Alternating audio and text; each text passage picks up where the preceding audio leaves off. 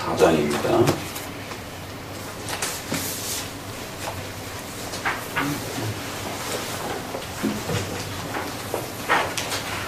교재에 276페이지 보면서 또 본문을 보도록 하세요. 276페이지 아가서 4장입니다. 이렇게 놓으시고 창세기 2장으로 돌아가 봅니다.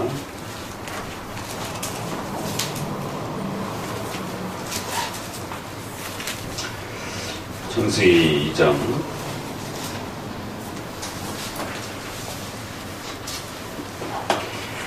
22절부터 25절까지 창세기 2장 22절 25절 같이 읽어보도록 합니다. 여호와 하나님이 아담에게서 취하신 그 뱀으로 여자를 만드시고 그를 아담에게로 이끌어 오시니 아담이 가로되 이는 내 뼈 중에 뼈요 살 중에 살이라 이것을 남자에게서 취하였은즉 여자라 칭하리라 하니라. 이러므로 남자가 부모를 떠나 그 아내와 연합하여 둘이 한 몸을 이룰지로다. 아담과 그 아내 두 사람이 벌거벗었으나 부끄러워 아니하니라. 앞서 계속 설명드렸지만 이 아가서를 잘 이해하기 위해서는 성경 전체가 이 결혼에 대해서 어떻게 이야기하는지, 또 결혼이란 남과 여자가 몸과 영혼이 하나 되어지는 이 한 몸이라고 하는 아주 신비로운 이 연합의 이 관계성을 형성하는 그런 아주 신비로운 하나님의 이 창조적 그 모습을 보게 됩니다.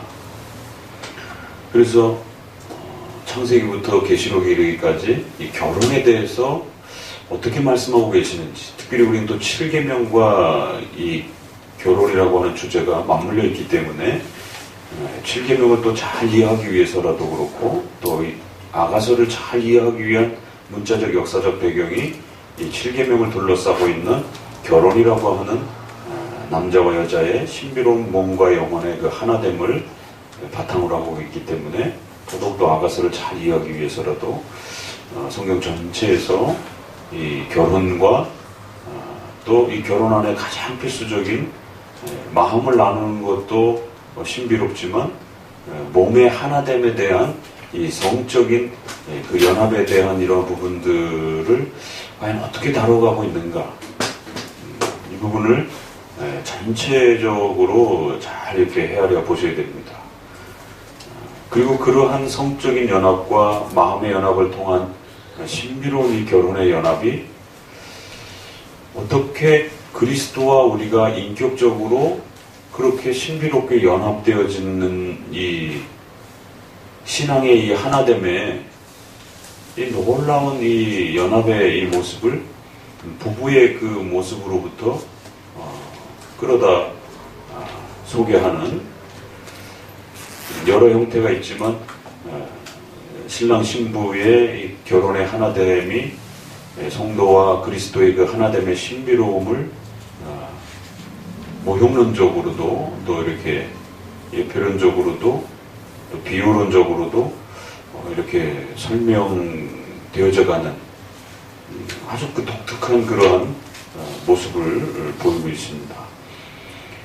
자, 그러면 아가서가 끝날 때까지 이 창세기 2장에 대한 이 최초의 가정과 또 그 가정 안에서 이루어지는 성에 대한 아주 중요한 그 가치와 또 하나님께서 세우셨던 이 결혼과 성에 대한 이런 아주 중요한 목적과 의도를 잘 헤아려 또 보셔야 됩니다.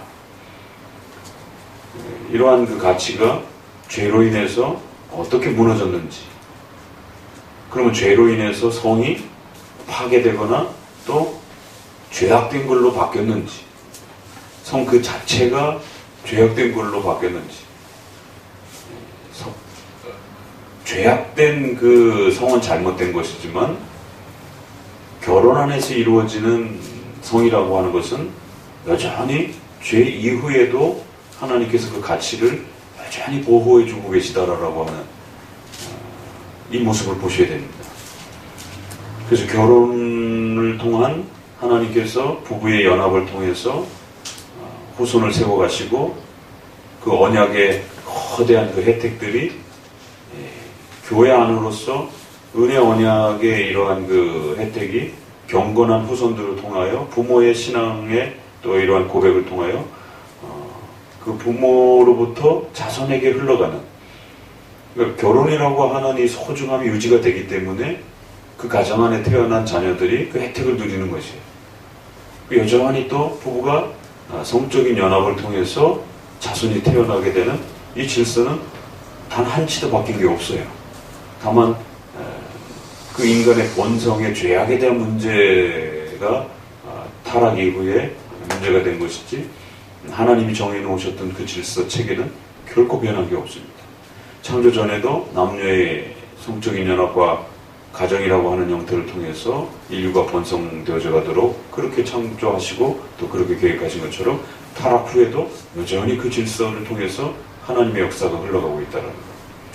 자, 그러면 이제 우리가 또 하나는 예수님을 믿고 난 이후의 성도들의 또 그 모습 속에서의 결혼과 가정, 또 성, 이것은 또 불신자들의 일반은총 차원에서의 그런 차원보다 훨씬 더 높은 또 그런 단계가 있는 것입니다.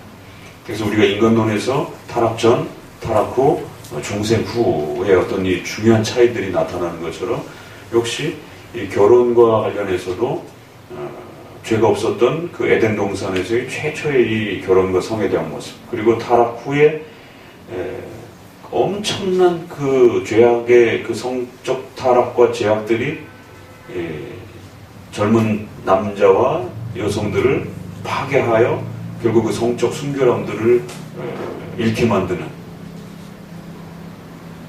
이런 위험들, 그리고 그런 위험들 속에서 하나님께서 우리 크리스찬들을 보호하셔서 결혼이라고 하는 이 복된 또 이 소중한 선물 가운데로 이끌어내시는, 그래서 그러한 그 결혼이라고 하는 그 가정 안에서 성도들이 이렇게 유아 세례를 통해서 경건한 후손의 이러한 또 교회적 성장과 또 부흥을 이루어가는 중요한 또 울타리가 되기도 하고 수단이 되기도 하고, 또 그 부부 스스로들에게서는 단지 몸과 영혼의 하나됨을 통한 그런 부부로서의 하나됨 뿐만 아니라 우리 크리스천들에게 있어서는 그 부부의 하나됨이 아주 서로 친밀하게 부부가 하나되면 하나 될수록 그리스도와 우리가 하나 되는다라고 하는 이 신비로운 하나됨에 대한 이 놀라운 신비들을 더 많이 그 부부들이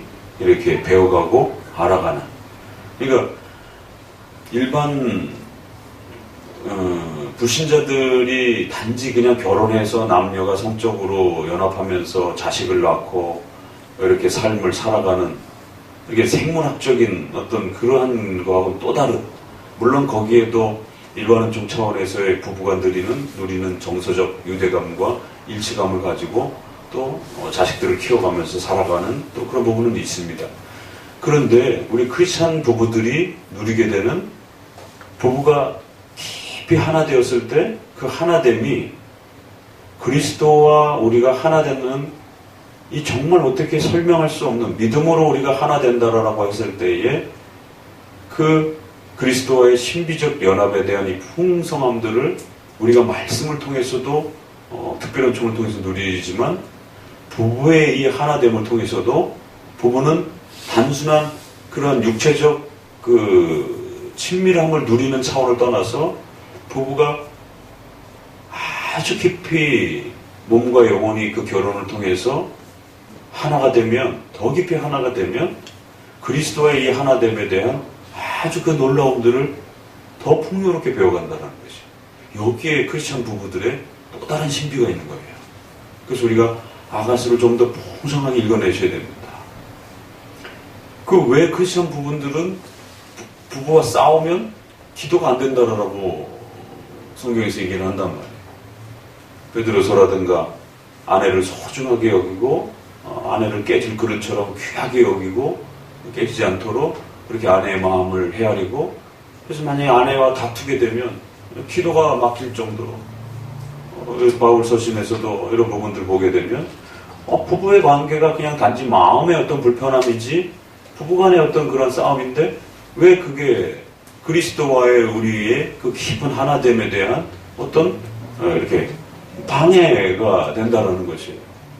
그 얘기는 거꾸로 부부가 다투지 않고 몸과 영혼이 아주 깊이 하나 되면 기도할 때도 예배할 때도 더 풍성한 세상 사람들이 알지 못하는 맛볼 수 없는 이 비례관계의 모습이 형성되어 있다라는 거예요. 그래서 처녀 총각들은 각자의 삶을 살다가 가정을 꾸려서 그런 그 가정 안에서 부부로 만나서 그렇게 부부가 싸우지 않고 사랑을 나누면서 그렇게 평생을 더 깊이 서로 사모하고 사랑하게 될 때 이 신앙이 아주 깊이 자라가는 이런 신비로움이 있습니다. 그래서 단순히 부부싸움 하지 말라, 가정이 망가진다 이 차원을 떠나서 크리스찬 부부들에게는 부부싸움 하지 마시고 부부가 정말 서로가 존중하고 사랑하고 서로가 하나 되기 위하여 몸과 영혼이 더 하나 되기 위해서, 그 얘기는 서로의 마음을 나눌 수 있도록 더 깊이 서로가 마음을 헤아려주고 또 이해해주고, 더 나아가서 또 육체적인 그러한 그 사랑에 있어서도 더 뜨겁게 사랑하고 더 열심히 사랑하고, 그럴 때의 그 부부의 하나됨의 이 깊은 신비로움들은 각각의 또 그리스도와의 하나됨의 이러한 신앙의 신비로움들을 성숙시켜가는 아주 중요한 하나의 또 도구가 됩니다. 가정이란 그런 신비로움이 있어요. 그래서 우리 젊은 청춘들은 자꾸 혼자 있는 걸 즐기시면 안 되고 속히 가정으로 이렇게 들어오시도록 노력하셔야 돼요. 현대 사회의 이 지금 심각한 7계명에 대한 이 파괴, 도전, 여기서 혼자 살려고 하는, 혼자 즐길 거리들이 너무 많아요. 과거에는 노동중심 사회고 이러다 보니까 가정을 꾸려서 자손이 생겨야 이 생존의 어떤 문제들이 이렇게 맞물려 돌아가는데, 지금은 그런 것 없이도 그냥 혼자 즐길 수 있는 어떤 이런 부분들이 많고, 또 성적인 또 이런 부분에서 자유분방한 성적 타락과 또 성적인 또 이러한 그 자유권을 인권으로 이렇게 사회적 이 문화와 인식 수준이 바뀌어버렸기 때문에 얼마든지 이 가정이 아닌 이 바깥에서의 성적인 일탈들과 성적인 그러한 또 이 수많은 또 이 접촉들이 마치 뭐 영화를 보고 스포츠를 누리고 뭐 이런 것처럼 하나의 문화생활처럼 이렇게 성적인 그러한 여러 남자와 여러 여성들과 그런 성적 접촉들을 하면서 즐기고 살아가는 것을 마치 문화처럼 생각을 하는 거지. 이게 굉장히 심각한 상황이 벌어지고 있는 거고, 거기에 크리스천들은 이러한 성경적 가치를 통해서 7계명과 또 이러한 결혼에 대한 이러한 소중한 가치의 정신들을 통해서 저항해야 되고 싸워야 되고 성경적 결혼과 성에 대한 이러한 부분들을 다시 복원해내야 됩니다. 창세기의 이 말씀은 아가서가 끝나는 내내 남녀가 벌거벗었는데 부끄럽지 않더라. 이게 도대체 무슨 말일까? 이게 전문 청춘들은 이걸 묵상하는데 한계가 있을 수밖에 없어요. 결혼 전에 묵상하는 것과 결혼하고 나서 묵상하는 것이 또 다를 수 있는 것입니다. 그래서 결혼 전에도 또 열심히 묵상하셔야 돼요. 여자를 지으시고 하나님께서 그 여자를 아담에게 데려왔을 때 아담이 그 여자를 보는 순간 내 자신이다라고 그렇게 고백한 거예요. 얼마나 멋있는 고백입니까? 내 뼈 중에 뼈요, 내 살 중에 살이다. 분명히 남인데 나 자신을 발견한 것 같은 이러한 신비로움이 결혼의 이 자리에 있다라는 거예요. 이거는 불륜을 저지르면 절대로 경험할 수 없는 신비로움입니다.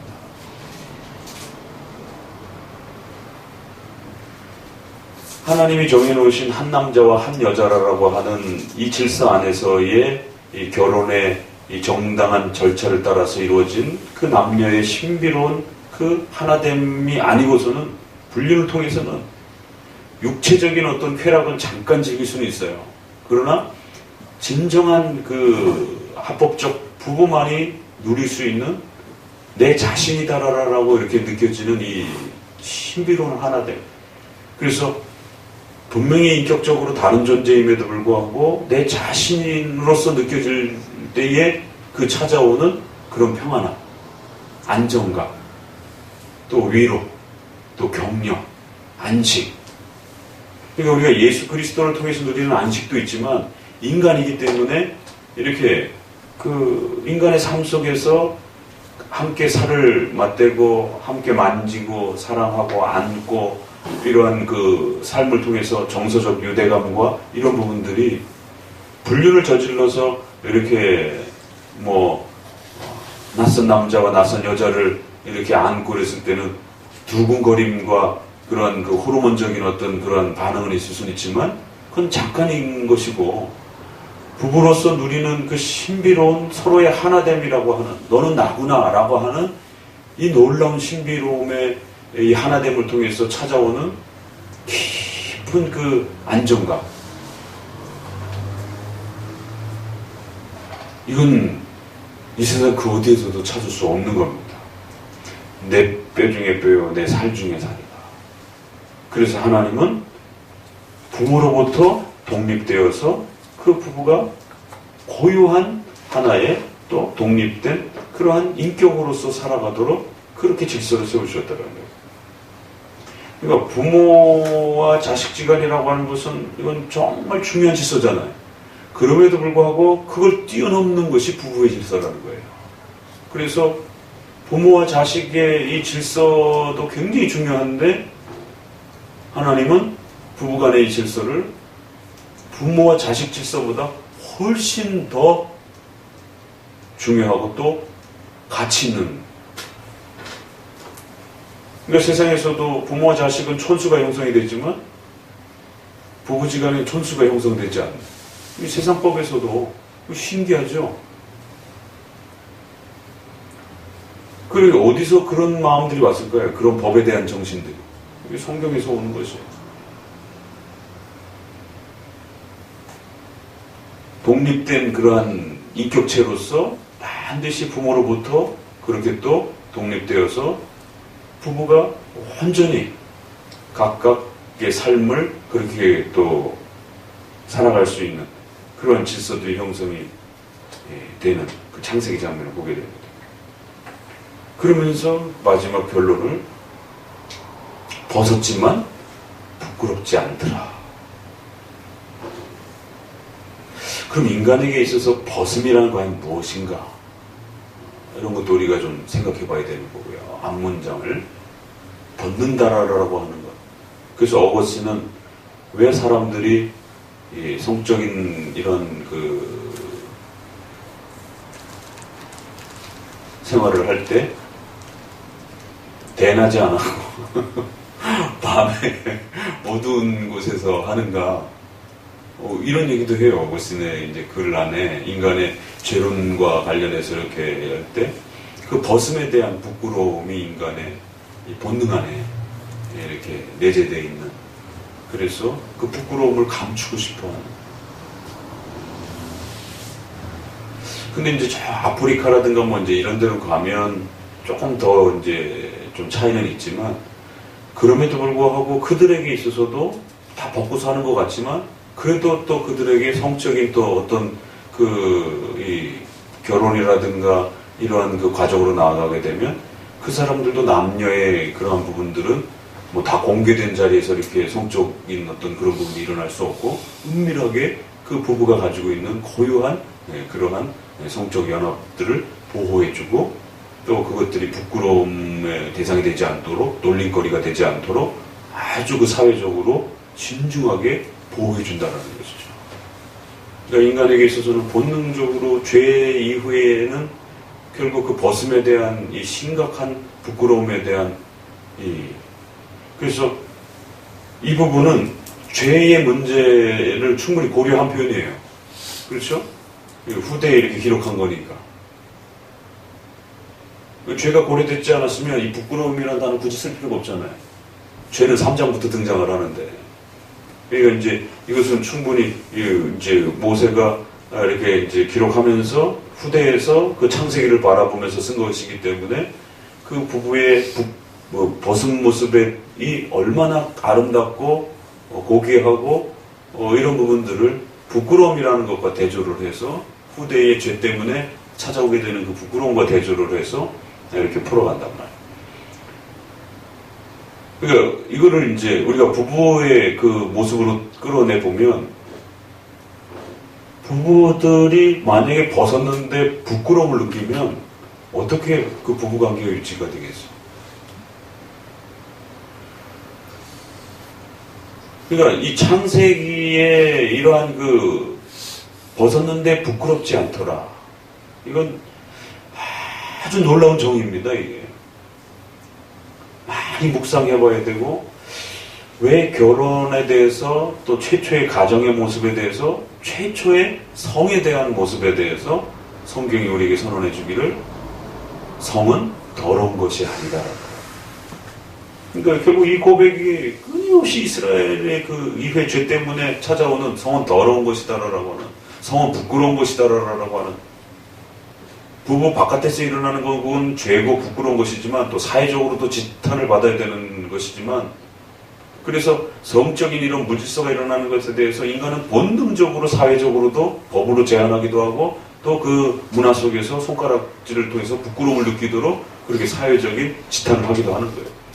그러나 부부 안으로 들어왔을 때는 부부가 벗었음에도 불구하고 부끄러워하지 않아요.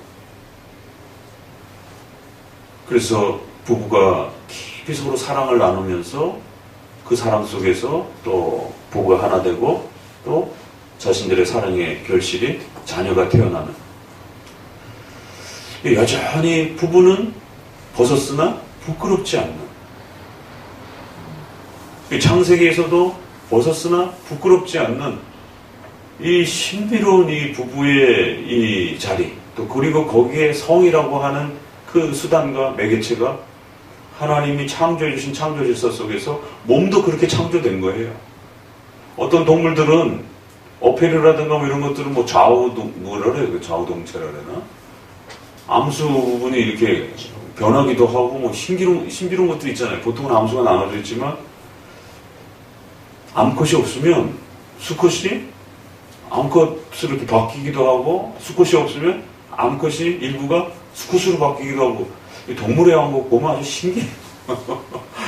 우리 크리스찬들은 좀 많이 봐야 됩니다. 이 신기한 부분들, 자연현상이 정말 많아요. 근데 남자들은, 또 여자들은, 남녀는 그렇게 할 수가 없어요. 지금 과학으로 그걸 인위적으로 변형시키고 있지만, 하나님이 창조한 남녀의 몸은 성적인 연합을 하도록 그렇게 창조가 된 거예요. 몸의 구조 자체가. 모든 생리적인 이러한 모든 형태와 외형과 또 구조, 이런 모든 부분들이 성적 그 연합을 하도록 그렇게 창조되었고, 그 모든 기능이 그렇게 동원되도록 그렇게 또 이루어진 걸 보게 됩니다. 그래서 아무튼 이 창세기 2장은 이처럼 벗었으나 부끄럽지 않더라라고 하는 이 엄청난 이 선언. 그러니까 이제 우리가 창세기에서 만나는 몇 가지 굉장히 그 무게감이 있는 선언들이 있어요. 아담아, 내가 어디 있느냐. 이 하나님의 이 엄청난 이 부르심. 인류를 향하여 부르시는 이 하나님의 위대한 이 부르심. 그리고 이제 우리가 3장의 죄의 그러한 그 장면들도. 그런데 또 1장에서는 하나님 보시기에 좋았더라 라고 하는 이 엄청난 이 선언. 그리고 2장에서는 벗었는데 부끄럽지 않더라 라고 하면서 결혼에 대한, 또 성에 대한, 이거 뭐 일단은 여기는 마음을 이야기하는 건 아니에요. 인간의 몸에 대한 이야기가 전면에 나서고 있고, 결국 인간의 그 몸과 관련해서 성적인 문제 부분들을 전제로 하고 인간의 부부로서 결합되었을 때에 그 부부의 성과 또 연합은 하나님이 주신 가장 큰 복과 선물이라고 합니다. 근데 이것이 결국에는 중세시대에 그렇게 1000년 동안 더러운 걸로, 죄악으로, 두 개념, 더 악한 건 죄라고 그러고, 조금 덜한 건 자꾸 더럽다라라고, 경건생활에 방해가 된다라라라고, 성은 경건생활에 도움이 되지 않는다라라고. 이 두 개가 중세 1000년을 지배를 했어요. 그러니 밥을 먹어야 되고 또 부부가 결혼을 해서 성적 연합을 해서 자식을 낳는 건 이건 인간의 그냥 본능이에요. 그냥. 그런데 1000년 동안 그 본능, 밥 먹지 마, 부부관계 하지 마, 뭐 자식 낳지 마, 이게 어떻게 가능하냔 말이에요. 그러니 얼마나 그 고통스러운 이 교회의 타락이 결국 사람의 목을 조르는, 그래서 성경에서 귀신의 가르침이 악한 가르침이다라고 하나님이 세워주신 이 소중한 성의 결혼의 이 가치들을 그렇게 파괴하려고 하는 이 수많은 이 악들이 얼마나 심각한지 또 얼마나 조심해야 되는지를 그렇게 경고합니다. 근데 지금도 여전히 그런 금욕주의적인 그런 사고들이 들어와서 죄까지는 생각하지는 않지만 많은 성도들이 신앙생활하는 데 있어서 성적인 연합은 불편한 것이다. 은혜가 되지 않는다. 더러운 것이다. 이렇게 생각을 하는 것이에요. 그래서 가톨릭이 수많은 교회력을 동원해가지고 부부생활을 방해한 것처럼 오늘 우리 시대에도 수많은 그런 종교생활의 또 이런 프로그램과 이런 부분들이 부부생활에 굉장히 지장을 끼치는, 그럼 교회의 어떤 특정한 뭐 금식일이라든가 무슨 어떤 특정한 이런 부분에 부부생활을 하게 되면 마치 예배가 안 드려진 것처럼, 이 소위 말해서 유교나 불교 문화에 그 부정탄다는 개념이 아직도 우리 안에 뼛속 깊이 박혀 있는 거예요. 이거 빼내야 됩니다. 그래서 무슨 특정한 날을 두고 마치 부부생활을 하면 이게 부정타는 것처럼, 전쟁에 나가기 전에 부부생활 안 하고 중요한 시합 앞두고 뭐 이런 징크스, 부부생활 안 하고 또 교회의 어떤 중요한 뭔가를 앞두고 부부생활을 안 하고 그래야만 뭔가 더 거룩하고 좋은 어떤 성과를 거둘 수 있는 거죠. 이게 굉장히 심각한 거예요. 그러니까 창세기에서 선언해 주셨던 이 영광스러움이 죄악된 문화와 사상으로 우리 안에 얼마나 알게 모르게 이렇게 결혼을 파괴하는, 결혼이라고 하는 이 거대한 보호 울타리가 그 모든 것들을 밀어낼 수 있는 것인데도 불구하고 마치 그런 경건생활과 관련된 이러한 삶 속에서 부부생활이 뭔가 지장을 끼치는 거죠. 더러운 거죠. 성적인 이러한 행동들이 신앙생활에 도움이 안 되는 거죠. 그런데 지금 성경은 거꾸로 이야기하고 있다는 거예요. 부부가 순결을 지키면서 가장 아름답게 그 결혼을 지켜갈 때 불륜에서 맛볼 수 없는 그 부부가 몸과 마음이 하나 되었을 때 그리스도와의 그 하나됨의 신비로운 그러한 오히려 신앙이 더 깊이 성숙해가고 오히려 그 부부들의 하나됨을 통해서 자녀들이 건강하게 자라가고 또 그 자녀들이 유아 세례를 통해서 자자손손으로 복을 받는, 오히려 하나님은 거꾸로 이야기를 하고 있어요. 부부 생활을 잘 유지하고 부부가 몸과 마음을 다하여 최선을 다해서 서로 사랑하는 겁니다. 마음으로도 사랑하고 몸으로도 사랑하고 부지런히 사랑해야 돼요.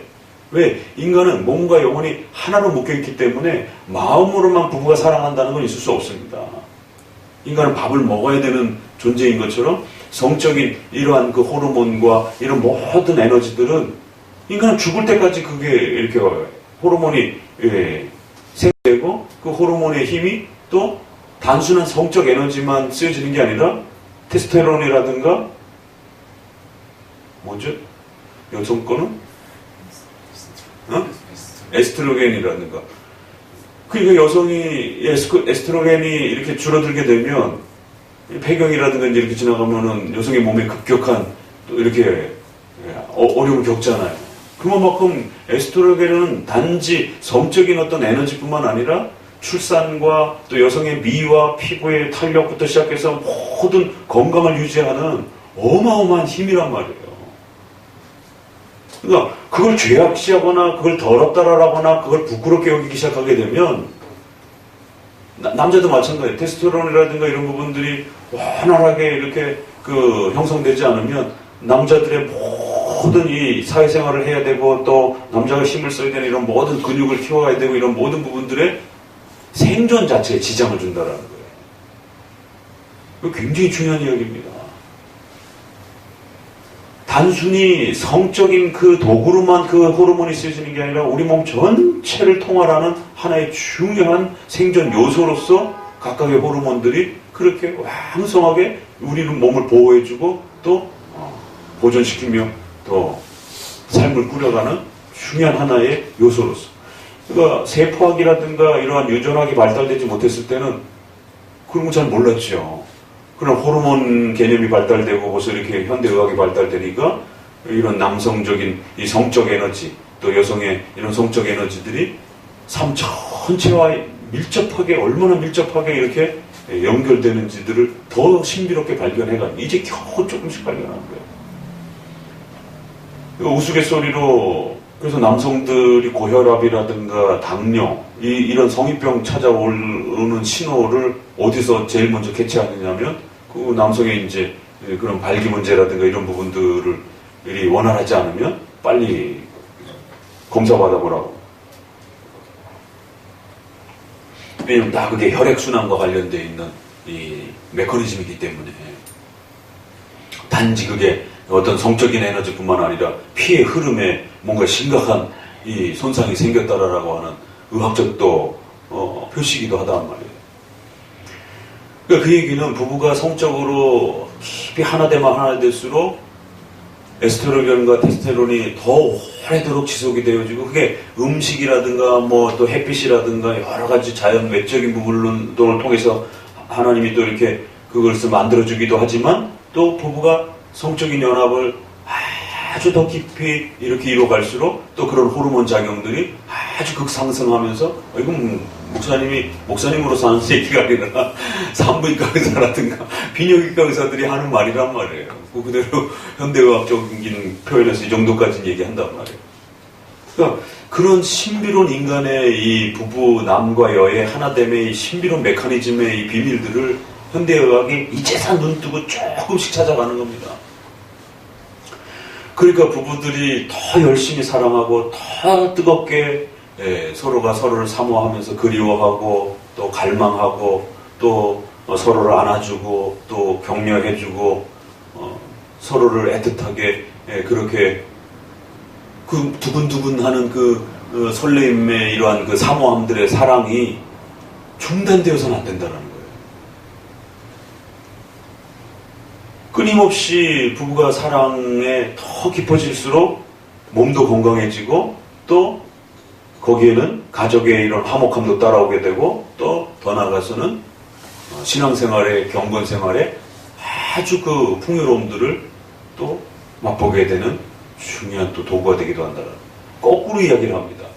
그래서 우리 남자 청년들에게도 그렇지만 한국의 유교적인 이러한 그 사고 속에서 여성들은 이런 성에 대한 부정적이고 소극적인 이런 가치들을 신속히 성경적 세계관으로 바꿔야 되고 새로 세워야 됩니다. 그래서 교회 생활 관련된 이런 많은 부분들에 있어서 그 어떤 것도 부부 생활에 교회 생활에 이런 그 흐름들이 결코 부부 생활에 지장을 주거나 방해하거나 그걸 막거나 스톱을 시킨다든가 절대로 그렇게 생각해서는 안 돼요. 정말 가정의 생애 위기가 찾아온다든가 어떤 특별한 어떤 생존과 교회의 어떤 정말 금식을 해야 될 어떤 특별한 그런 어떤 경우 빼놓고는 그래서 웬민에서도 아주 특별한 금식일이 있을 수 있다 이러잖아요. 근데 그 금식일도 인간의 몸을 함부로 해치는 방식으로 뭐 일주일씩 이렇게 안 한단 말이에요. 그래서 그 금식을 잡을 때도 외민 정치 모범에서도 함부로 사람 몸이 연약한 사람들 혹시라도 손상할 수 있으니까 체력에 따라서 살펴서 음식을 최선으로 영양을 공급해야 될 사람들은 구별해서 쓰러지지 않도록 그렇게 살피면서 음식을 조절하면서 금식에 참여하도록 그런 배려까지 한단 말이에요. 그래서 좀 더 건강한 사람들은 이렇게 하루 종일 이렇게 금식하기도 하고. 그러나 그것도 며칠 이상은 넘겨서는 안 되고. 왜? 생존과 결합 문제가 발생될 수 있습니다. 그러니까 아주 그러한 특수한 경우 빼놓고는 그 어떤 형태라도 교회에서 무슨 특별 행사를 한다 할지라도 절대 그런 행사 기간에도 얼마든지 부부 생활을 더 열심히 아름답게 부부가 마음껏 그렇게 사랑하면 되는 것이. 무슨 교회에 무슨 특별 행사 잡혔다라 가지고는 무슨 금욕기간 이러면 절대 안 됩니다. 그런 이원론적인 금욕주의적인 그런 사고로 접근하게 되면 성경의 이 소중한 가치들이 파괴가 됩니다. 자, 하나 더 봅시다.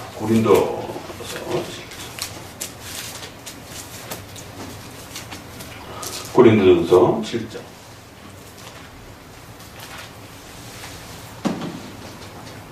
6장 먼저 보세요.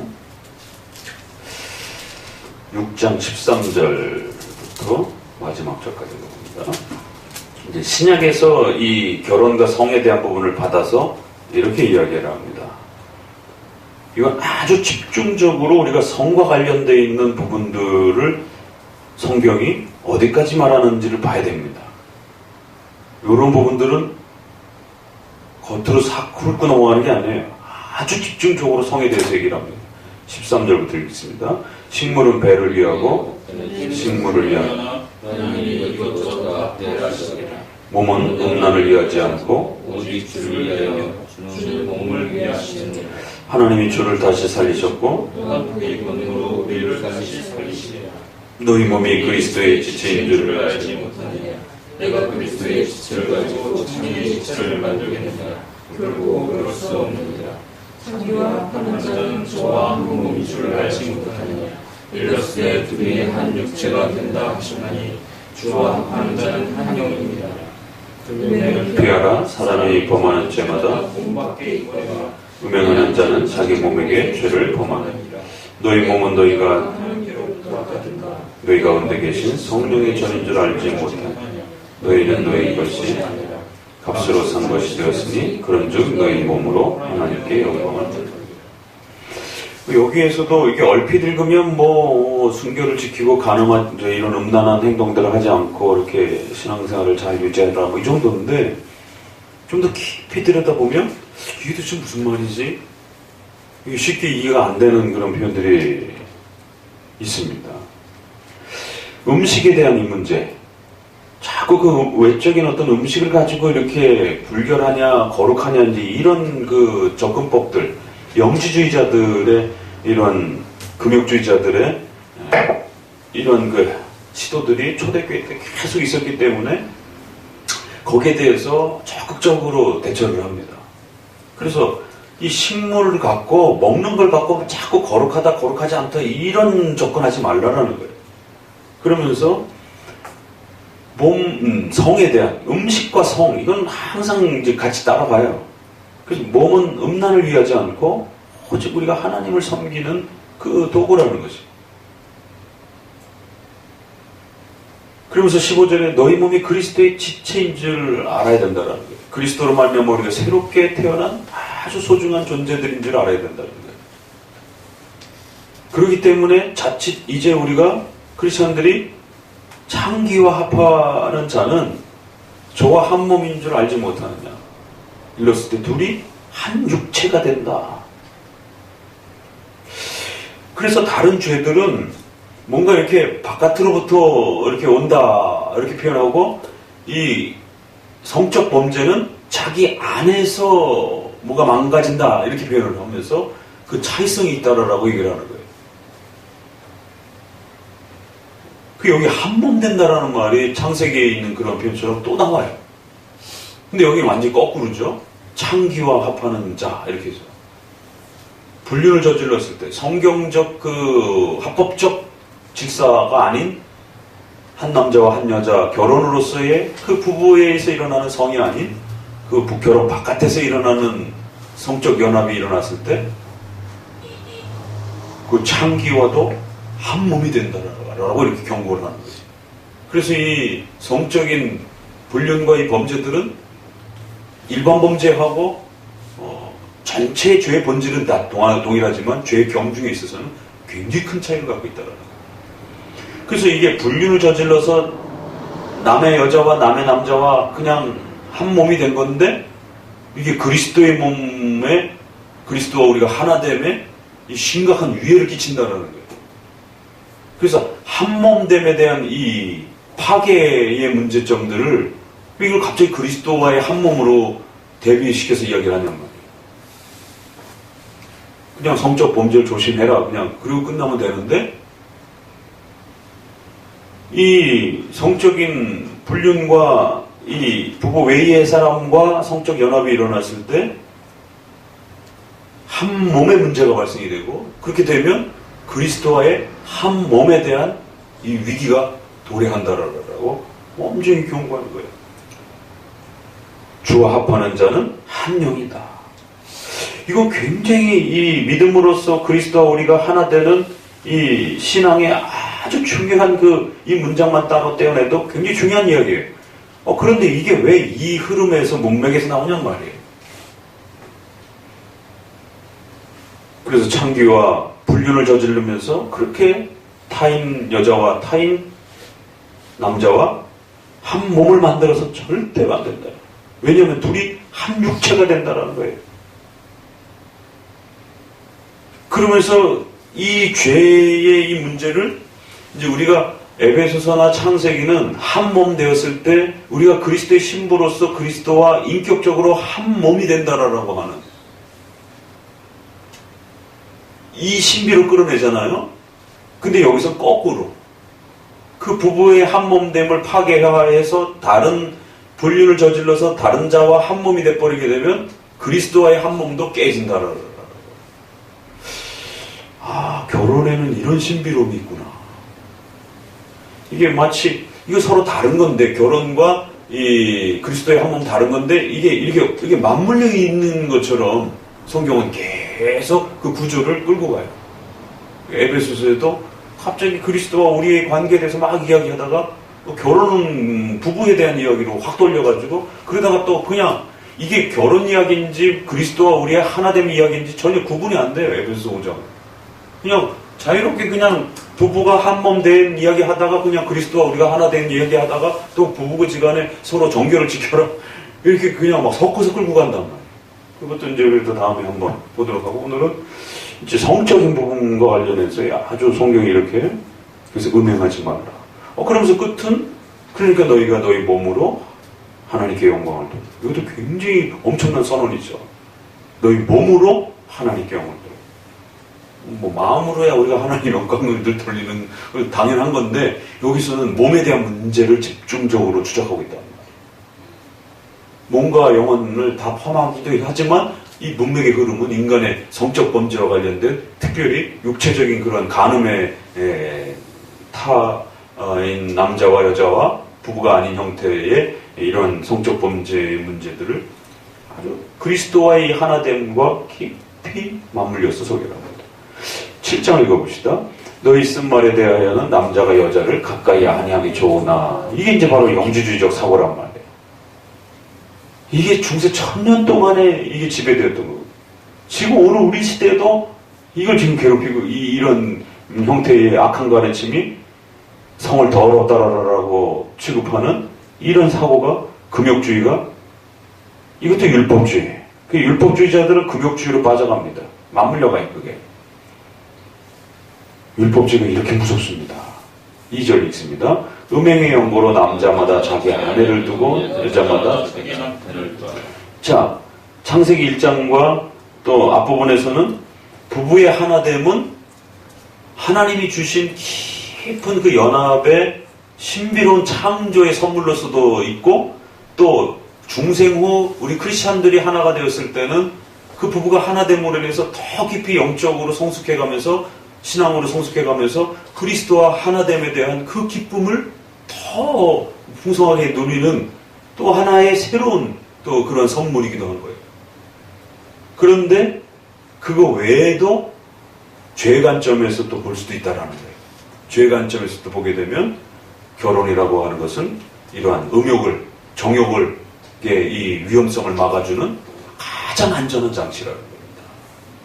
인간은 할 수 없이 이 테스테론, 에스트로겐이 성적 에너지가 있다 보니까 어쩔 수 없이 끊임없이 성적인 욕구와 이 부분들이 폭발하는 겁니다. 그러니까 한편으로는 성적인 욕구는 죄예요, 죄가 아니에요? 성적인 욕구. 이 쉬운 질문 같은데 이거 해결하려면 또 한참 걸립니다. 논문이 따라붙어야 돼. 성적 욕구가 죄예요, 죄가 아니에요? 이 응용 질문으로 들어가 보는 거예요. 쭉 설명했으니까.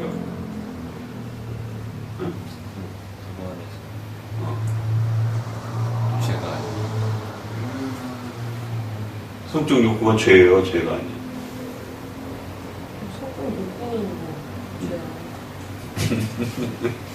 왠지 좀 죄 같지 않아? 왠지 자꾸 좀 부끄러워지고, 왠지 좀 얼굴을 가리게 되고, 이런단 말이에요. 그러니까 벌써 이렇게 헷갈리잖아요. 벌써. 이렇게, 바로 이렇게, 뭐 이렇게 자신있게 말을 못 하잖아요. 왠지 죄 같고, 왠지 뭔가 이상한 것 같고. 성적 욕구가 없으면 어떻게 부부가 결혼을 합니까? 젊은 청년 남녀가. 콩깍지가 씌워야 결혼을 하는 거지. 콩깍지 안 씌우면 서로가 뭐이 좋다고 하라고. 응? 그러니까 성적 욕구는 창세기에서 하나님이 그 성적 욕구를 주신 거예요. 남자의 여자의 몸을 주시고 그 마음에 성적 욕구라고 하는 이런 에너지와 호르몬과 이 모든 변화들을 주신 겁니다. 그런데 타락 이후에 성적 욕구는 소중한 건데도 불구하고 이 욕구의 타락에 죄가 이렇게 섞여버린 겁니다. 그러다 보니까 성적 욕구는 분명히 결혼을 만들어가야 되는 중요한 호르몬의 변화이고 또 소중한 또 수단이에요. 그런데도 불구하고 이게 원죄가 우리 안에 있음으로 인해서 이게 분리될 수 없이 맞물려 있는 겁니다. 그러니까 어떻게 보면 죄이지만 어떻게 보면 죄가 아닌 겁니다. 그러니까 성적 욕구를 때문에 자꾸 이렇게 7계명과 관련된 여러 가지 범죄적 현상들이 시시때때로 우리 안에 자꾸 이렇게 불어닥치는 거예요. 이렇게 아름다운 여성을 이렇게 바라보면서 얼마나 정말 하나님의 창조의 이 솜씨가 이렇게 아름다울 수 있을까? 응? 그런데 그런 아름다운 여성을 바라보면서 그 순간 아름답다라고 느끼면서도 동시적으로 또 어떤 성적인 또 이러한 욕구들이 이렇게 또 맞물리는. 그러니까 아주 그 예민하게 서로 이렇게 맞물려 있는 거예요. 그러니까 이 성적 욕구가 정당하게 이렇게 표출이 되어지고 제도 안에서 잘 이렇게 유지되면 그건 굉장히 중요한 거고 건강한 것인데 이게 까딱 잘못하면 우리로 하여금 7계명을 범죄케 하는 또 그러한 엄청난 또 위협으로 또 돌변하기도 한다는 거예요. 그래서 청년들은 그런 정욕에 대한 이런 부분들에 있어서 항상 노출되어 있고 청년들을 이 성적인 이 위험으로부터 보호해줘야 되는 수많은 또 이 교회적 질서와 또 개인적 노력들이 끊임없이 같이 동반돼야 됩니다. 그러다 보니까 실제적으로 이제 교회 안에서 이 성에 대한 부분들을 교육하고 또 성경적 가치관들을 이야기하고 또 성도들, 청년들의 혼전, 순결함들에 대한 이런 부분들을 교육시켜가게 될 때 이게 참 신학적으로도 이 성에 대한 이 욕구와 또 그 욕구를 표출하는 방식에 있어서 소위 말해서 따라붙는 그런 내용들이 있잖아요. 젊은이들이 그런 자유행위라든가 이런 부분들을 어떻게 교회가 이거를 취급하고 다뤄야 될 것인가. 그 존 파이퍼가 그부 주제와 관련해서 좀 이야기한 내용도 있고 그러더라고요. 자료가 인터넷에도 이렇게 떠들기도 하고 그러더라고요. 저도 관심 있어서 좀 봤는데. 그러니까 이제 이런 이야기들을 교회 안에서 잘 청년들을 훈련시켜서 여러 부분의 청년들이 이 음행의 연고로 자칫 잘못하면 이 청년들의 건강한 이 신앙생활의 이 삶의 울타리들이 급격히 무너지지 않도록 교회도 열심히 신경 써야 되고 보호해야 되고, 그리고 또 좀 더 어린 나이에 때는 어린 나이 안에서 또 그리고 결혼 정년기에 이제 이른 그런 젊은 청춘들은 부지런히 교회가 설득하고 또 교육하고 또 권면해서 또 기회를 만들어서 속히 결혼이라고 하는 울타리 안으로 들어오도록.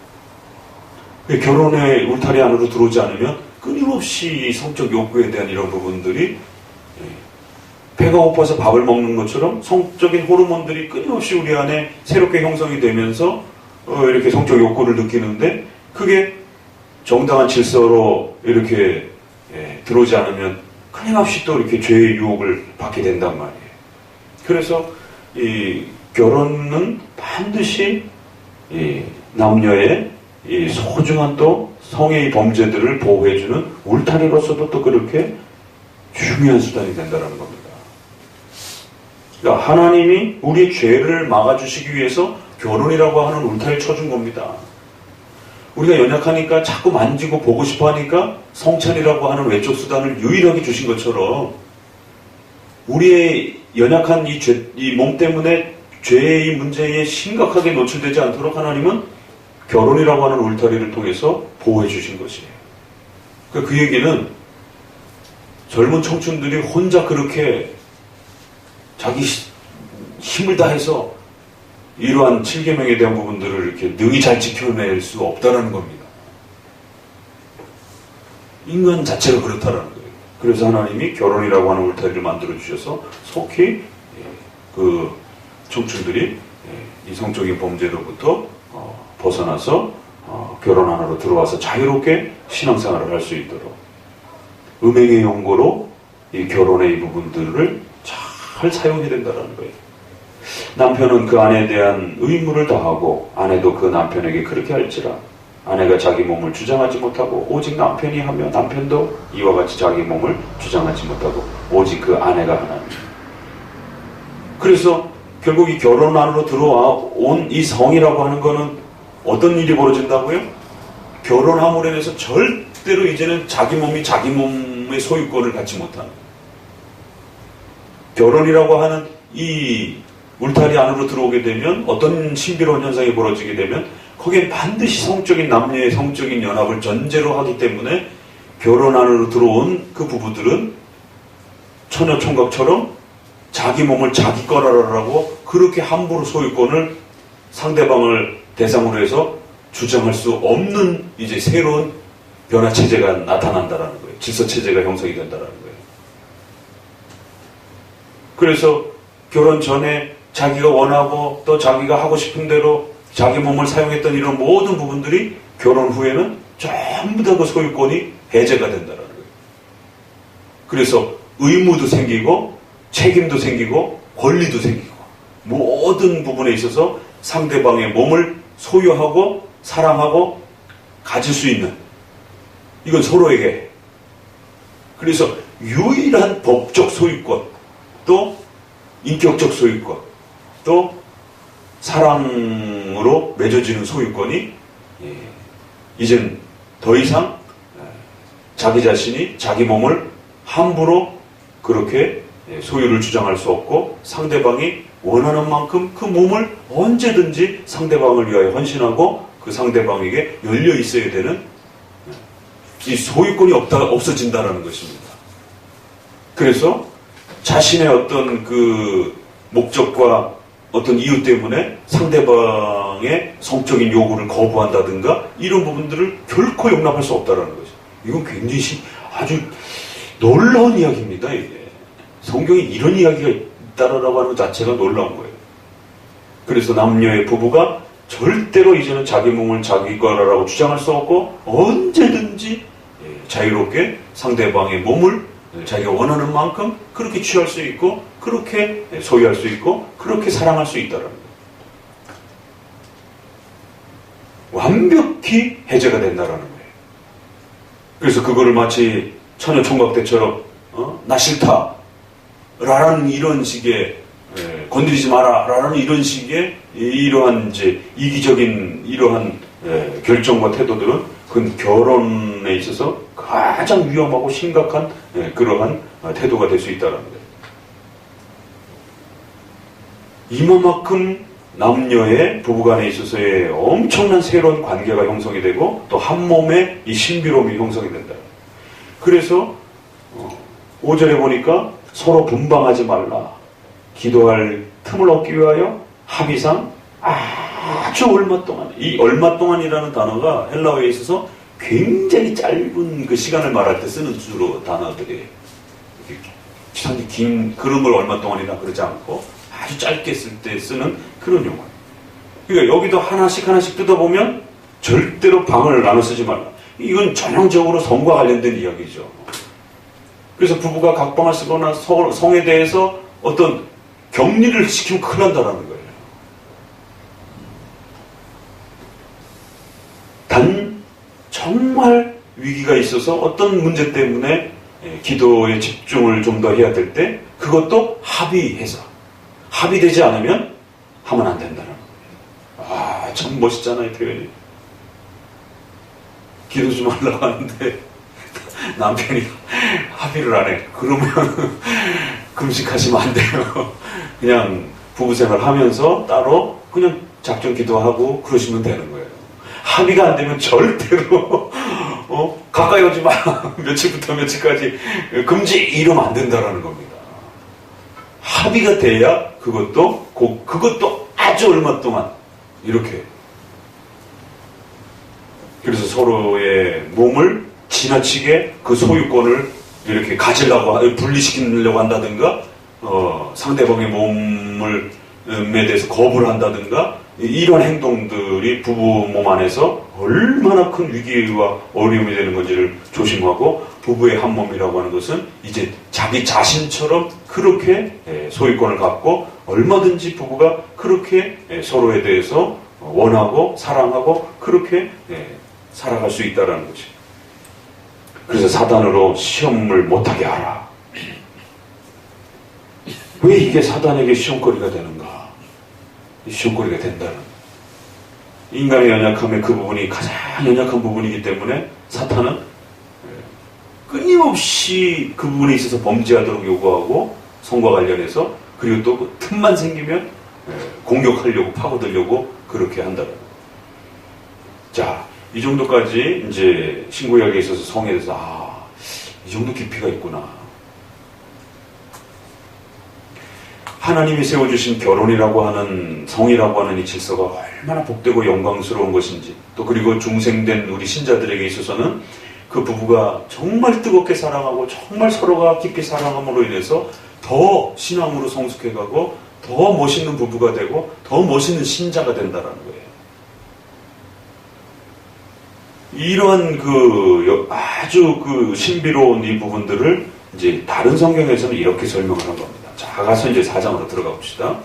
이제 이 아가서 4장, 5장은 바로 이러한 육체와 성에 대한 이런 부분들이 문자적 해석과 역사적 해석에 가장 아주 세밀하게 디테일하게 접근을 하기 때문에 좀 먼저 이런 구절들을 본 겁니다.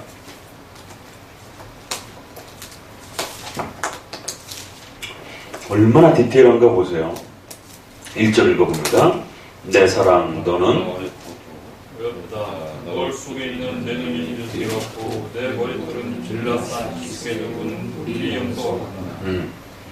그렇게 못 없게 읽으면 안 되고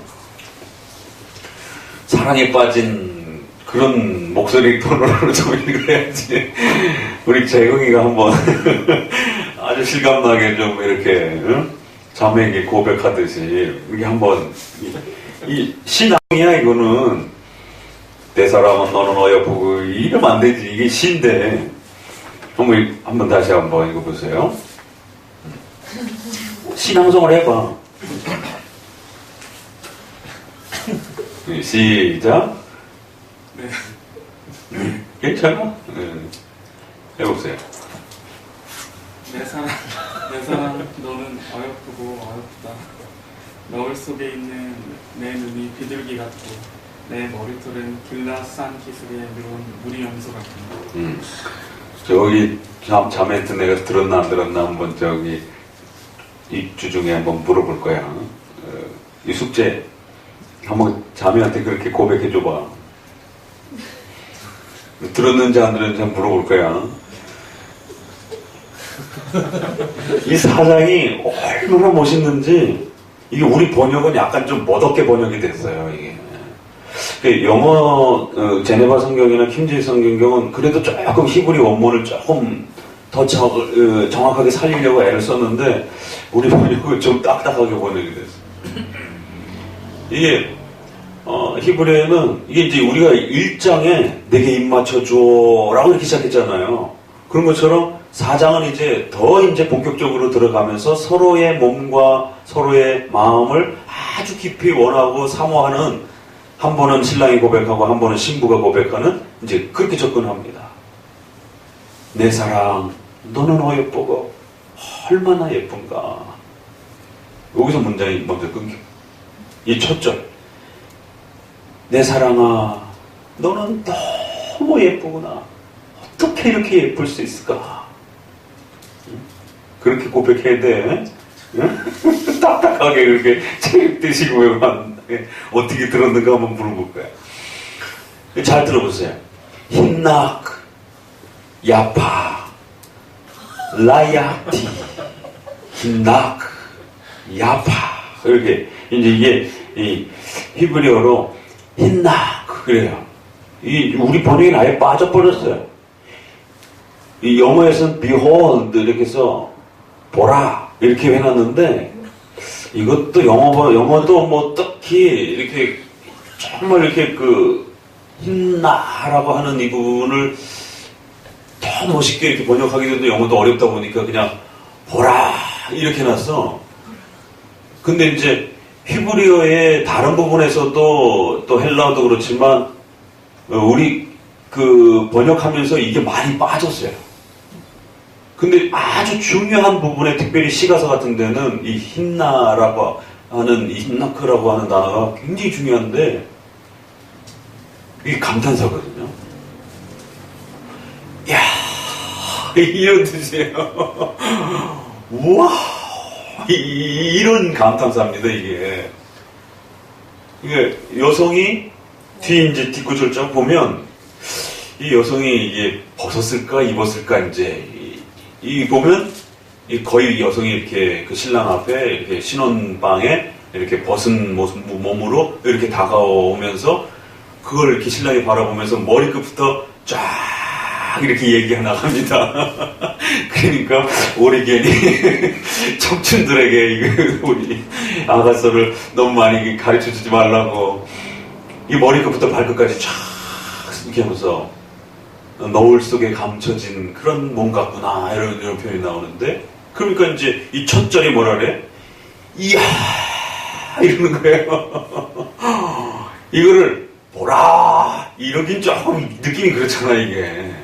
그러니까 그래서 영어도 이제 그냥 behold 이렇게 그래서 behold가 우리 번역에 진실로 뭐 이럴 때도 그렇고 이제 여러 그 감탄사 부분들 이렇게 쓰는데 헬라어에서 이제 영어로 갈 때는 behold라고 이렇게 많이 하기도 하고 우리 번역에서는 쓸 때도 있고 안 쓸 때도 있고 이제 이렇게 삭제가 사실 많이 돼 있어요.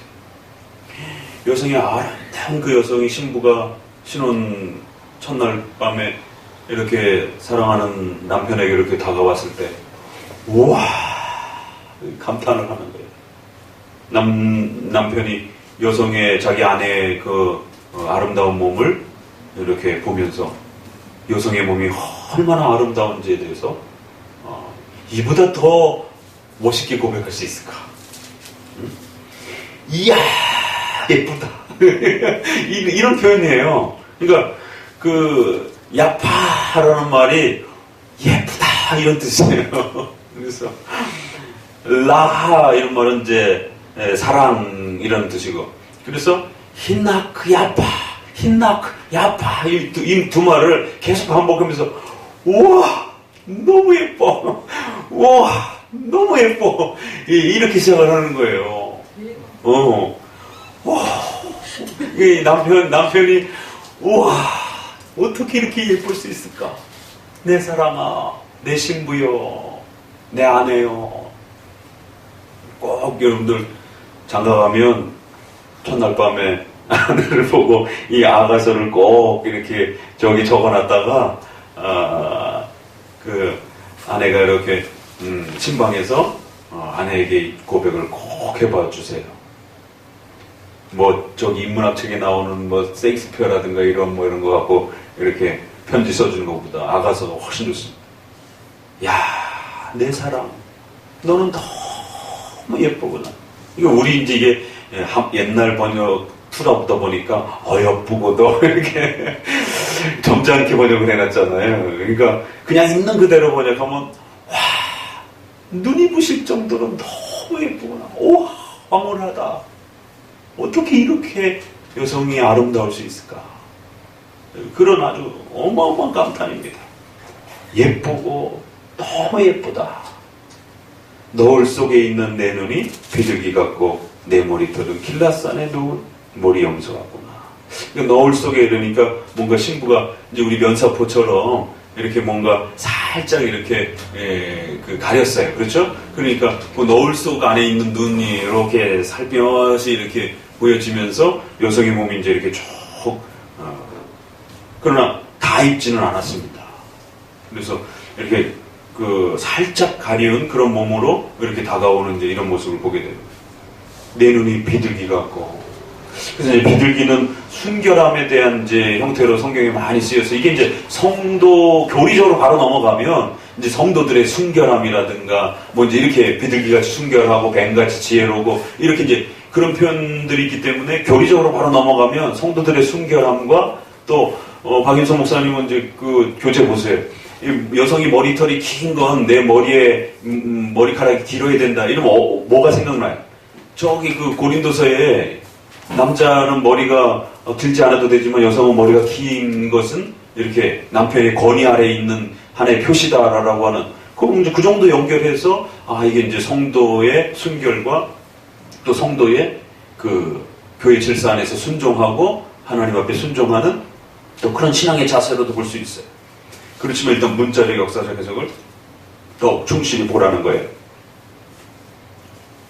내 눈이 비둘기 같고, 그러니까 그 비둘기 같다라고 하는 거는 이 고대 근동의 이 사람들이 우리가 왜 강아지 눈처럼 예쁘고 뭐 이런 것처럼 그러니까 우리 문화에서 어떤 동물을 비유해서 이렇게 뭐 자기 남자를 뭐 사자 같고 호랑이 같고 뭐 이런 것처럼 여기 이 사람들은 자기네 그 문화 속에서 그 비둘기의 이렇게 비둘기의 미끈한 그런 모습과 그 비둘기가 이렇게 눈을 깜빡 이제 이런 부분들이 굉장히 예쁘다 보니까 이제 그런 거를 이제 이렇게 비유할 수도 있는 거죠. 충분히 신부의 그 초롱초롱한 눈을 그러면서 내 머리털은 길라산 기슭에 누운 물이 염소 같구나.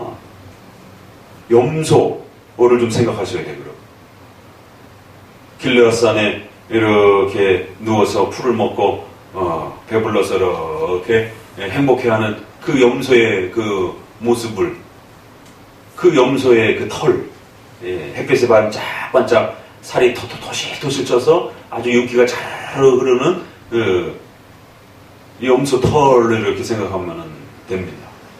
여성의 이렇게 긴 머리카락이 이렇게 너울지는 이런 모습들이 마치 햇빛에 반짝반짝 빛나는 그 염소의 그 검은 털 이런 이제 중동 쪽도 이렇게 약간 좀 그 서구 유럽보다는 이제 이렇게 검은 계열의 황희색 계열의 좀 인종이다 보니까 그래서 이제 검은 염소라든가 이제 이런 비유를 하면서 검은 염소들이 아주 윤기가 잘 흐르는 그래서 아름다운 여성들의 이렇게 머리카락을 보면 말 이렇게 갈기처럼 우리 여기 다람이 머리도 아주 이렇게 길러한 염소 머리털처럼 아주 윤기가 예쁘고 우리 요즘에 또 이렇게 긴 웨이브 머리가 여성이 얼마나 예쁘고 파도 치는 것처럼 그 윤기 나는 그런 모습을 이렇게 이야기하는 거예요.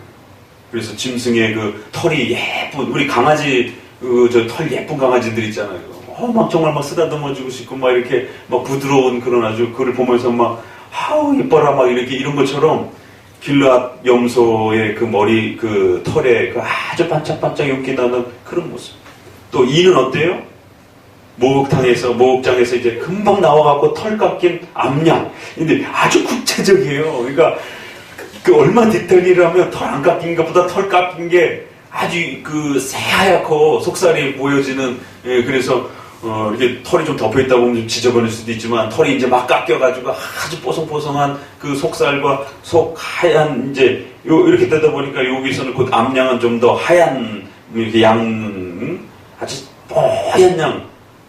그래서 이가 이렇게 살짝 보여지는데 뻐드렁니도 없고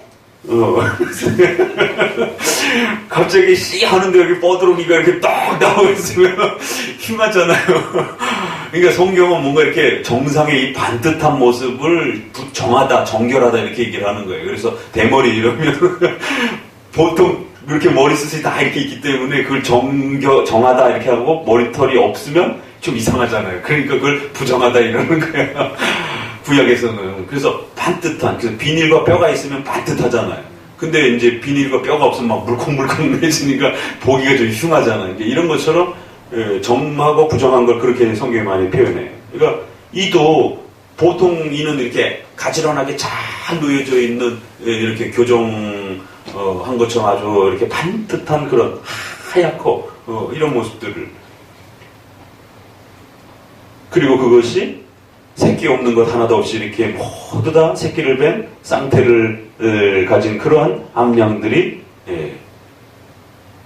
서로가 이렇게 있는 모습처럼 이 신부의 이가 그렇게 아주 가지런히 아주 포하면서 갑자기 이렇게 신부가 여보 이러면서 씩 웃었는데 갑자기 누런 이가 이렇게 딱 나오면 그렇잖아. 그게 이빨이 하나 뚝 빠져가지고 여보 했는데 연구처럼 싹 이러면 분위기 바뀌어져요.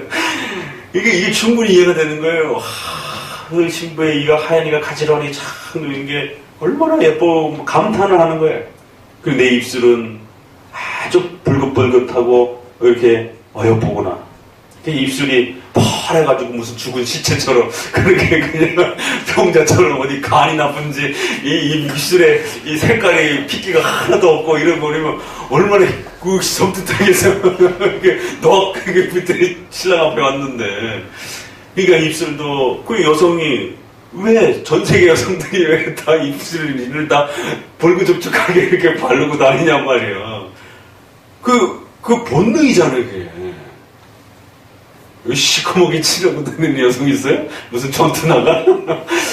다 이렇게 불그스름하게 다 이렇게. 왜냐면 입술이 이렇게 좀 더 이렇게 입술이 붓다 보니까 그걸 좀 더 선명하게 하면 훨씬 더 아름답게 이렇게 눈에 비춰지는. 이게 인간의 본능적 그 모습 속에서 또 그 아름다움에, 여성의 아름다움이 이렇게 표출돼요. 입술이 너무 붉고 예쁘고, 너울 속에 그 내 뺨은 석류 한쪽 같구나. 석류 얼마나 아주 그 붉은색 중에서도 석류 색깔이 굉장히 아주 그 진하면서도 좀 어둑틱틱한 빨간색도 아니에요. 그렇죠? 우리가 이렇게 국내에 들어온 이런 석류도 보면 빨간색인데 아주 선명하고 아주 이렇게 이게 아주 밝은 빨간색이란 말이에요.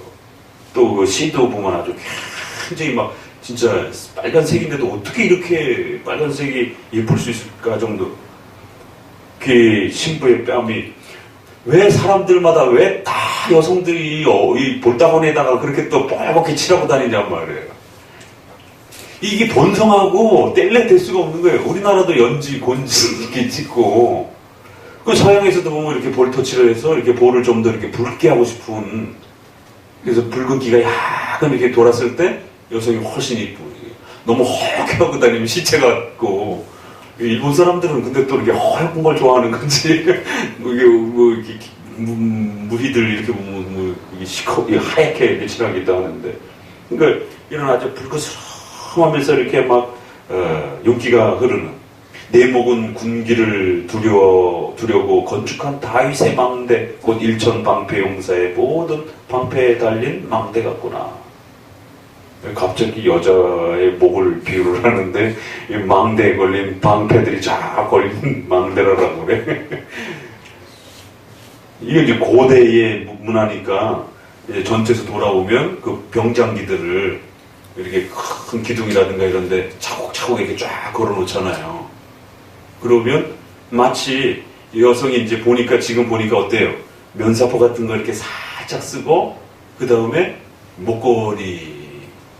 목걸이를 마치 그 반짝반짝반짝하는 목걸이들이, 그 방패들, 윤기나는 그 방패들이 이렇게 잘 이렇게 짜여져 있는, 예, 그러한 그 모습처럼 그 여성의 목이 아주 가녀리면서 이렇게 그 목에 예쁜 보석으로 이렇게 치장되어 있는 여성의, 예, 그런 또 목을 이렇게, 그래서 이제 남자들이 제일 좋아하는 여성의 이런 그 모습이 이렇게 하면서 이럴 때 남성들이 굉장히 좋아하잖아요. 알아도 이렇게 목을 이렇게 싹 이러면 이렇게 남자들이 아주 그냥 좋아들 해. 이거 그렇다고 그래. 보니까 여성의 그 아주 기다란 목에 보석이 예쁘게 꾸며져 있는, 그러면서 그 목선이 이렇게 아주 예쁘게 이렇게 드러나는. 그러면서 이제 올 게 왔네요. 5절 같이 읽어봅시다. 시작. 내 두 유방은 백합화 가운데 꼴을 먹는 쌍태 노루새끼 같구나. 그리고는 이제 어디까지 내려왔어요? 가슴까지 이렇게 내려온 거예요. 그리고 이제 이 뒷절 밑으로 내려가 보게 되면 여성 아래쪽으로도 이렇게 쭉 내려오는 모습을 보게 됩니다. 그래서 여기까지는 내 유방은, 내 가슴은 백합화 가운데 꼴을 먹는 쌍태 노루새끼 같구나. 일단 백합화를 하나 떠올려야 되고, 또 하나는 노루를 생각을 해줘야 돼. 그것도 쌍태 노루. 여기 두 쌍이 이렇게 있는, 이 여성의 가슴이 얼마나 예쁜지, 백합화가 이렇게 막 피어 있는데 거기에 노루가, 그 털이 뽀송뽀송한 노루 두 마리가 이렇게 그 꽃밭에 살짝 이렇게 드러나 있는 거예요. 야, 여성의 가슴을 어떻게 이렇게 예쁘게 표현할 수 있을까? 세익스피어가 어떻게 이렇게 못 표현할 거예요? 그 꽃이 백합화 하얀 꽃에 거기에 노루가, 털이 예쁜 노루가 두 마리가 이렇게 살짝 이렇게 붙어 있는 모습이 마치 여성의 그 아름다운 가슴이 그렇게, 꽃밭에 있는 노루의 그런 윤기나고 아름다운 그러한 모습처럼 동그란 그런 여성의 두 가슴의 모습을 이렇게 하나의 꽃밭에 있는 노루로 비유를 하면서 그 신부의 가슴이 얼마나 예쁜가. 그 이제 이 가슴은 지난번에 얘기한 것처럼 교리적으로 바로 넘어가면 먹이는 기능이다 보니까 이거 목사님으로부터 이제 대부분 많이 하나님의 말씀을 먹이는 이제 이런 부분들. 그 다음에 목이 곧은 건 뭐예요? 목이 이렇게 곧고 빳빳하고 이렇게 몸을 지탱해 주니까 지족 이런 쪽으로. 그래서 성도들이 신앙을 변절하지 않고 이렇게 지조를 잘 지키는 이제 이런 부분들. 그리고 입술이라든가 이런 부분은 뭘로 보면 되겠어요? 입술은 주로 말을 하고 이렇게 하니까 성도들의 신앙 고백, 또 이러한 말씀을 또 이렇게 고백하는 그런 표현 내용으로, 신체의 이런 비유가 가장 잘 신앙적으로 또 적어도 모형론적으로 연결될 수 있을 정도는 끌어가요. 그러니까 일단은 이제 우리가 먼저 문자적 역사적 형태로 보자라는 거예요. 야, 참 너무 멋있죠. 이쁘고. 그러면서 7절에 나의 사랑 너는 순전히 어여뻐서 아무 흠이 없구나, 이러면서 이제 마무리를 일단락을 짓니다. 나의 사랑 너는 너무 너무해요. 그러니까 신랑이 신부에게 아주 푹 빠졌어요. 그렇죠. 분명히 술람미 여인이 자기 얼굴 뭐라 그랬어요? 거무튀튀하고 바깥에서 막 노가다가 이 저 거친 이 목장미를 하고 막 이래가지고 막 불평하잖아요.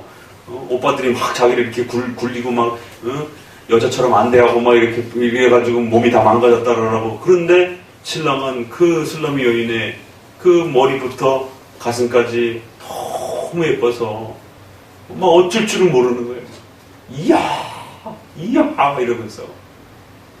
이거는 이런 모습들을 보면서 젊은 우리 청춘들이 결혼이라고 하는 이 소중한 안으로 신속히 들어오셔야 됩니다. 그래서 너무 20대, 30대를 너무 혼자 이렇게 오래도록 있으면 안 돼요. 왜냐하면 20대, 30대가 한참 그 성적인 에너지가 자연적 이 질서 속에서 성적인 에너지가 가장 많이 이렇게 표출되어지고 또 항성하게 이렇게 이루어질 때이기 때문에 그런 시간들 텀을 너무 오래 이렇게 혼자 지내게 되면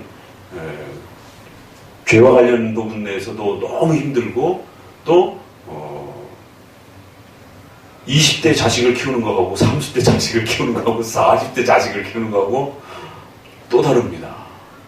힘이 들어요.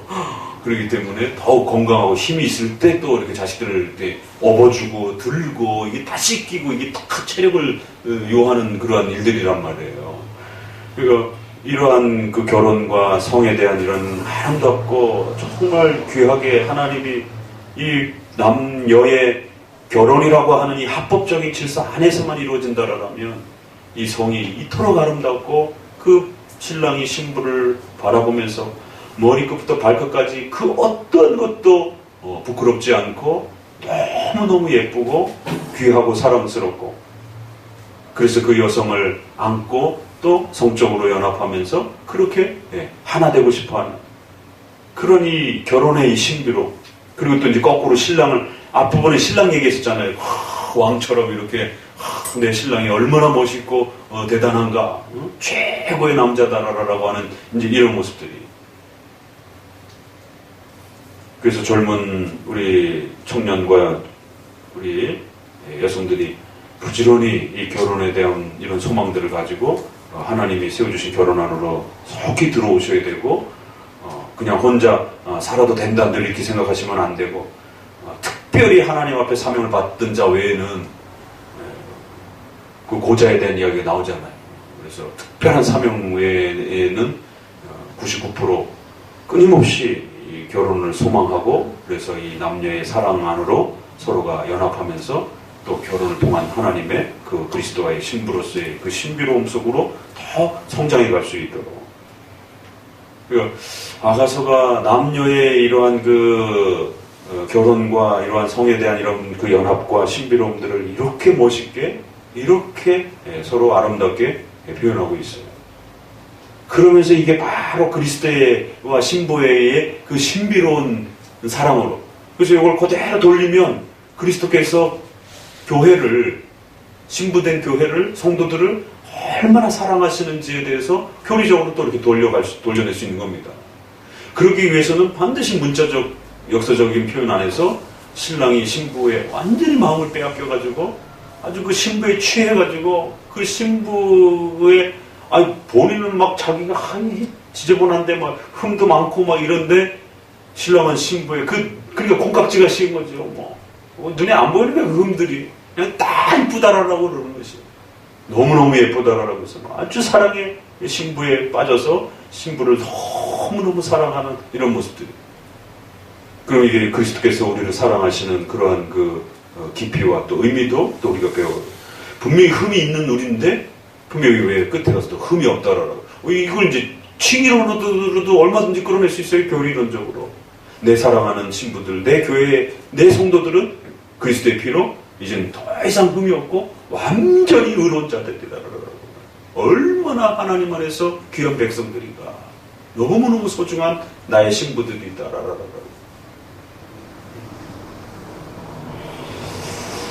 신구약 전체에서 이렇게 결혼과 성에 대한 가치들을 함께 보면서 또 아가서에서 이제 본격적으로 4장으로부터 5장으로 넘어가는 그래서 오늘은 조금 이렇게 외적인 걸 보고 다음에 4장 후반부와 또 5장이 같은 또 그 유사한 내용으로 흘러가기 때문에 이렇게 연결해서 볼 겁니다. 그 표현 하나하나가 굉장히 멋있고 아름답고 어떻게 이렇게까지 표현할 수 있을까? 이런 표현은 정말 외워둬도 돼요. 그래서 외워뒀다가 이렇게 뭐라 그래, 반지 줄 때, 청혼할 때, 나의 사랑, 나의 어여쁜 자야, 나와 같이 살자. 이렇게 여기 쓸만한 말이 굉장히 많잖아요. 내 사랑이 어찌 그래야 아름답고 예쁜지, 이런 부분들 다 고백하면서, 아가서 2장, 1장, 4장, 1장, 딱 이러면서, 이게 좀 크리스천다운 좀 청혼을 해야지, 맨날 영화나 보면 그런 영화식의 그런 거 말고, 이렇게 하더라도 좀 기독교인다운 어떤 또 그런 부분들을 또 연결해서, 신랑과 신부가 이토록 사랑하고, 또 이거는 저희처럼 결혼한 지 한 30년, 40년 된 좀 이렇게, 이제 막 식어져 가는 그런 부부들에게도 우리가 이럴 수 있을까? 다시 이럴 수 있을까? 그래도 그럴 수 있어요. 다시 또 이런 불붙는 사랑과 자기 아내를 바라보면서 또 자기 남편을 바라보면서 내 신랑이 최고야, 내 아내가 최고야 라고 하는 그 사모함들이 일어나가서 이런 부분들 통해서 하나님이 결혼으로 그렇게 묶어주셨다라고 하는, 그래서 부부가 더 뜨겁게 사랑하고 더 서로가 서로를 연모하고 그렇게 아끼는 그 불붙는 그러한 또 열정과 소망함으로 얼마든지 부부들이 또 오래된 부부들도 그렇게 부부 결혼이라고 하는 틀 안에서 이런 사랑으로 이런 또 성경에서 이런 사랑의 고백들을 보면서 하나님이 결혼이라고 하는 이 울타리 안에서 그 두 부부를 어떻게 세워주셨는지, 또 그 부부가 하나됨에 있어서 자식 때문에 이혼 안 한다 이러면 안 돼요. 이건 세상적 사고지. 물론 자식 때문에 참고 살고 이러는 것도 있지만 그건 다음 문제고, 정말 부부가 사랑이 식지 않고 서로를 바라볼 때마다 신혼 때처럼 그런 뜨거움과 간절함과, 그래서 어디 1박 2일로 출장을 갔다든가 이런 거는 또 보고 싶고 이렇게 그리워지고, 이런 그 부부들의 이러한 서로의 연모함들이 얼마든지 나이 많은 부부들도 왜 가능해요? 왜? 하나님이 세우신 결혼 제도기 때문에. 그래서 얼마든지 서로가 노력하고 또 배우고 또 서로가 끊임없이 그렇게 또 돕고 이러면 그 안에는 부부 안에서 마음을 나누고 또 성적으로 또 함께 노력하면서 부부는 몸과 마음이 따로 떨어질 수가 없는 것이에요. 이게 같이 흘러가는 겁니다. 그래서 죽을 때까지 이 성적인 연합, 또 정신적인 연합, 또 한 가족으로서의 공동체를 부부가 형성해 가게 되면 죽을 때까지 이게 서로 말로도 서로 사랑이 깊어지는 거고, 또 이렇게 스킨십을 하고 안아주고 힘들고 그럴 때 토닥토닥거려주고 그래도 또 서로가 힘이 나는 거고, 또 그럴 때 또 부부가 오래된 부부라 할지라도 성적인 또 그러한 관계들을 나이가 들어서도 꾸준히 유지해 가면서 또 그렇게 깊은 사랑을 나누는 거예요. 이건 하나님이 주신 거니까. 그게 서로 다 맞물리면서 우리가 영육 간에 다 성장을 하는 것이지, 산속에 들어가서 기도만 하면서 영적으로 성숙해가는 게 아니란 말이에요. 그런 금욕주의는 참 조심해야 됩니다. 그래서 온 삶 전체를 통해서 부부가 하나 되고 또 그 안에서 그리스도를 사랑하고 사모하면서 또 이러한 성장해가는 그런 모습. 이 사장은 이제 본격적으로 좀 더 그런 깊이들을 우리에게 소개를 합니다. 잘 묵상하시면서 갑시다. 기도합니다. 하나님 감사합니다. 오늘 또